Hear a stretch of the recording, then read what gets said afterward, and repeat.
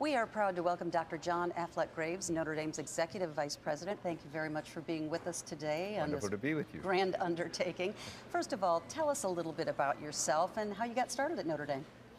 Well, you know, I wasn't a Notre Dame undergrad because I was born in the most beautiful city in the world, Cape Town, South Africa, and had the opportunity in 1986 to come to Notre Dame and teach, and taught finance for many years. Loved my students, had a chance to teach at the undergraduate and the graduate level, but really probably fell most in love with Notre Dame when my two daughters came to Notre Dame. And my oldest daughter and her roommate married roommates from Soren Hall, and have been lifetime friends. They both all graduated in '99. So that's a little bit of my Notre Dame background. That's it's a wonderful place to be. Well, kids will always pull you into the Notre Dame spirit. And I think it's a time when you really realize what a wonderful community it is, the support they get, the love they get, the friends they make, you know, across the faculty members, the rectors, their student body. And you mentioned you were a professor first, but Yes. now you're the Executive Vice President. Yes. How do you stay connected to the students? You know, it's hard, and you know, we're here for the students. So I try to have the regular lunches with a subset of students. I just ask a random subset of students to come and have lunch with me. They sometimes feel a little intimidated. Sure. But it's wonderful. We sit around and we talk about what they find exciting, what their problems are, what they're enjoying. And then I still teach. So I teach in the fall semester, and that gives me a little bit of contact. But it's not as much as you would hope for. Yeah, that's great. But, well, there have been so many changes here at Notre Dame. I mean, people who haven't been here in 10 years drive in and they don't even think they're on the same campus with the Eddy Street Commons and changes. But tell us about this upcoming Campus Crossroads project. Well, of course, we're very excited about Campus Crossroads project because it's the largest construction project we'll have done on campus in the history of the university.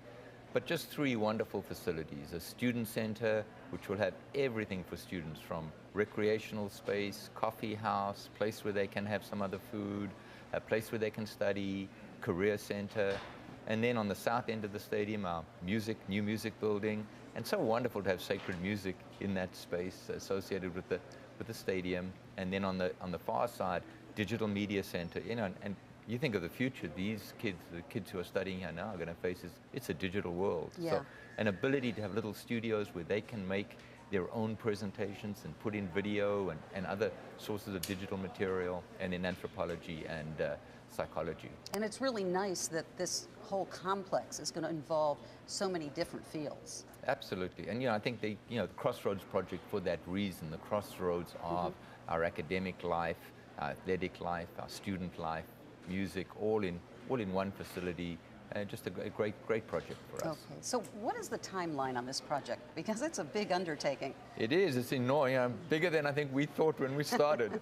And so the timeline is we will start at the end of a football season, and then it'll take 33 months. So in that way, we'll only be constructing over 2 seasons.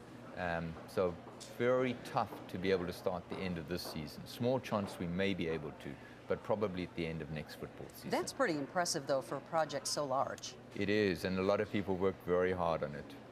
Do you think this project is going to impact students for generations to come? How far do you see it going? You know, I think it will. You know, and one of the things that we're proud of at Notre Dame is to create this concept where you don't go to the academic buildings for class, and you go to your dorm for fun, and you go to the basilica for your spirituality. The concept that you do the same things in all parts of your life.